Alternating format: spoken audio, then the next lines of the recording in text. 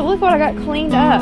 I've got all of that hummingbird vine off here, and it took me probably an hour and a half, I guess.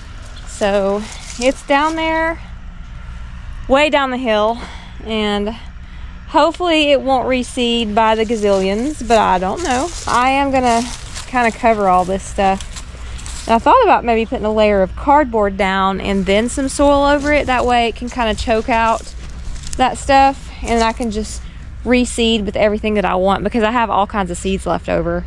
And I need to get all of these marigolds. See those? Look at all those little seeds inside there. So many seeds.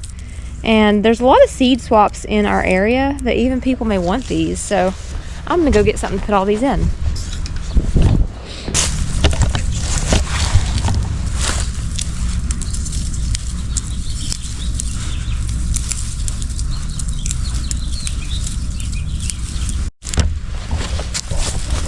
I got quite a few.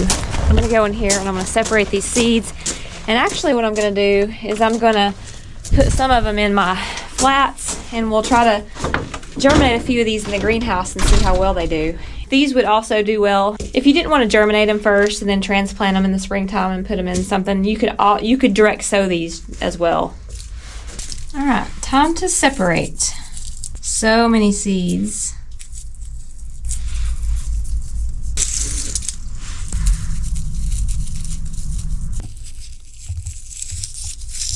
Look at all those seeds from one flower. A lot of seeds and still going. I may try to get some of my little 2-inch flats and just try to propagate a bunch of these and get these ready by springtime.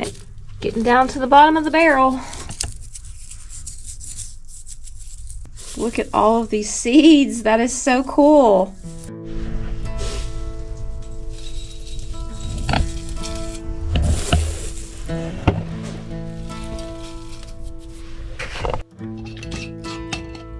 All right, so I'm gonna save this for a tomorrow job. 2-inch flats that I've got underneath here, and get those going. And I wanted to show you guys my donkey's tail. I just noticed it's starting to bloom, and I don't know that I've ever seen blooms on it before. Look at that. Is that not really cool? They're just like coming up from the ends of these.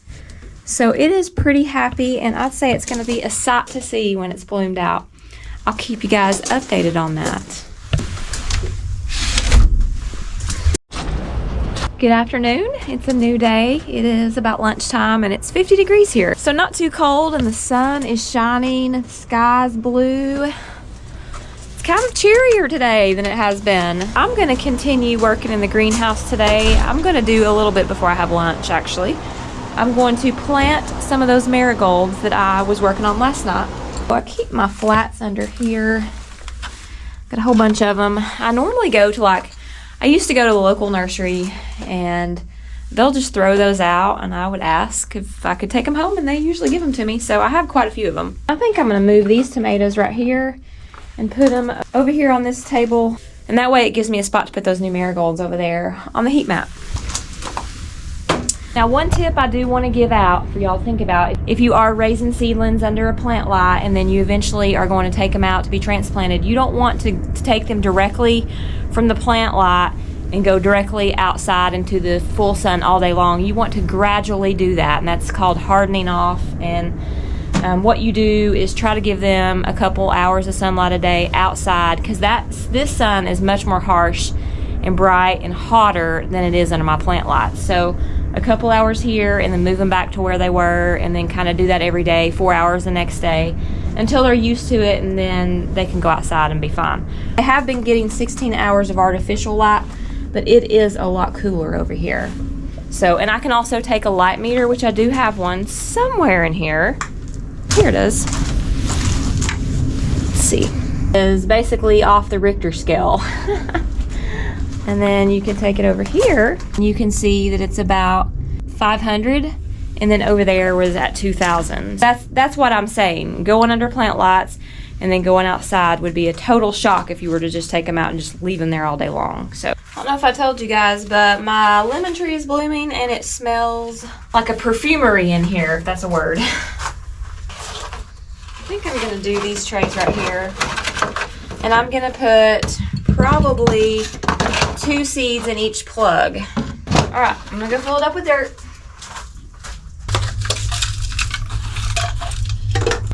All right, you guys, I'm roasting. I have got to turn my vent fan back on. Oh, it's hot. Sorry. Oh, that feels good. It's pulling that cool air in here. Whew. Hot. Feels good. Okay, back to the seeds. So like I showed you yesterday, these seeds are pretty big. They are much bigger than all the other flowers I've been recently planting. And I'm gonna go ahead and put 2 in each plug, and these go about 1/4 of an inch in the soil, and you can just push them down in there. And the soil temperature kind of needs to be around 70 to 75 for these to germinate. Now these are some of my smaller ones. I had some really huge marigolds last year in one of these first beds. I mean, literally they were taller than my head, but I did not prune them in the beginning, which I'm gonna do that this year to keep them a little more compact because their stems got so big. And they were gorgeous, but once they got really heavy, unless you have a good staking system, they will fall over. But I am wanting some small ones to put in some little pots and planters in the front yard, so I'm gonna keep these kind of compact.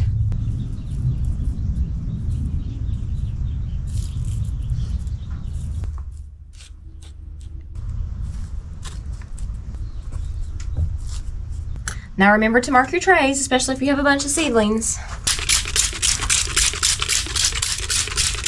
And here again, I'm going to put domes over here. It helps keep that moisture in so those seedlings don't dry out. Good morning. Hope you guys are having a great weekend. So it is a beautiful day here in East Tennessee for winter time.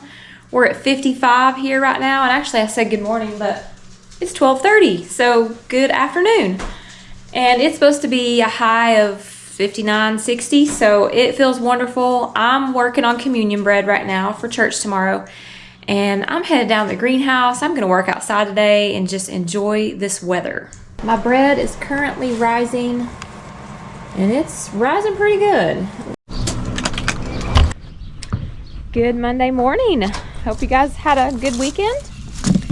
It is a pretty Monday here today in East Tennessee, and there's not a cloud in the sky. It's supposed to be 60.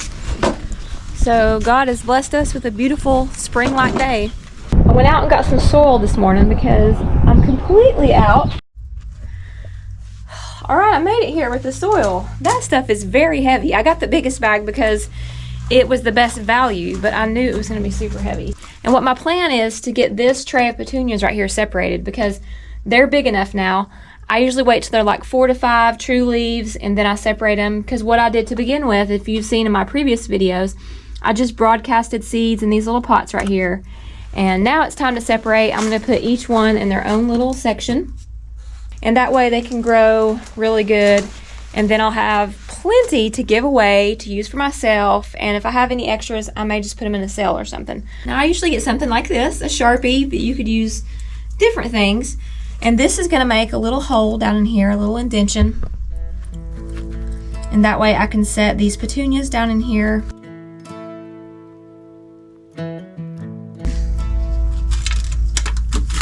And you want to make sure that you separate them carefully so you don't damage any of the root system.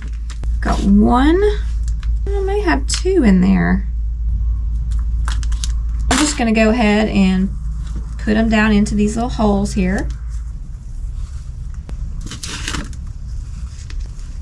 And I'm just kind of gently removing some of this soil so I can find these roots. Alright, so I got everybody transplanted, and I'm taking them out here and giving them a good watering. Now because I've just transplanted them, you don't want to put them out in the stark sun. They might go into a transplant shock and just everything all at once. So I'm going to keep them back underneath my plant lots and let them continue growing for a little while, and then I will move them out into the other part of my greenhouse to allow them to get some more sun and hopefully take off and flower before too long. I'm gonna do some more flowers, but first thing I'm gonna do is move the stuff over here. I can use this area, since it's nice and sunny, for my seedlings that are growing up, my tomatoes and my flowers, and that way I can start my new ones over here. So hopefully I can find somewhere to put them.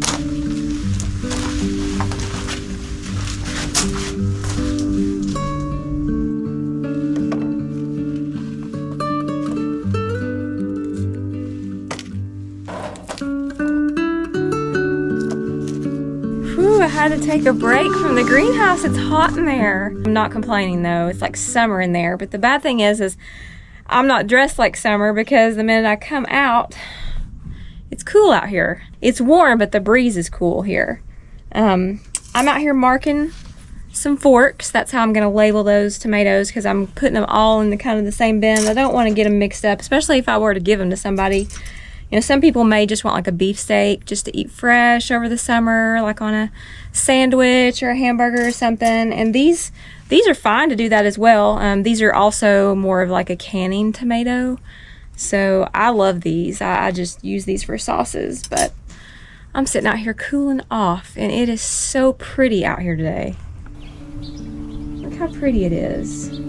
God has just blessed us with another beautiful day. It's just so peaceful and quiet right now. Just listen. No sound of cars or planes at the moment, just peace. I hear birds chirping. Not only am I going to be planting some flowers, I brought out some of my big containers, and for these I'm actually going to start putting some of my larger tomatoes in these, because it's a good idea to repot them, because they're going to be inside the greenhouse probably till April, and they're going to be getting pretty large. And what I'm going to want to do is bring the soil up higher on the stems of these plants to strengthen them and strengthen their roots. I would not want to leave them in those small pots until it's time for them to go out into the garden, just because I planted them so early. So what I'm doing is I'm putting some coffee filters in the bottom of these. That way my soil don't leak out the bottom. And I do that with a lot of succulents just because I have a lot of sandy mixture. But this will eliminate me having to put them in trays and stuff like that. And these are cheap, very easy solution. Now these tomatoes, probably late March, early April, they'll start being able to go outside some. I'll probably be putting them out here on a table or something outside the greenhouse. And then cool nights I'll be bringing them back in until it's time to plant them out into the garden, which here I think our last frost day is generally around mid-April. So that's kind of the time frame we're looking at, and right now it's the beginning of February. So I've got a good 2 more months in here. And because I did this will be able to get me tomatoes sooner, hopefully. So you can see how big these are getting. This is a beefsteak, and I planted this roughly about a month ago, and it would be a good time now to put them in these larger pots. And I can put the soil all the way up to these leaves, and they'll grow even more roots for a stronger plant. So that's what I'm gonna do. I'm gonna just take them out. I've not even filled up the soil yet on these, because this will probably end up going to the very bottom. And look, you can already see the roots on there. I'm just gonna go fill the soil up in here. And some of you might think, oh, am I wasting all the soil because I'm just gonna be taking them out and putting them in the garden, and it's gonna be using quite a bit of soil. But I'm not wasting the soil, because I can reuse it. I can put it in my compost pile with my chicken manure and all my excess garden stuff.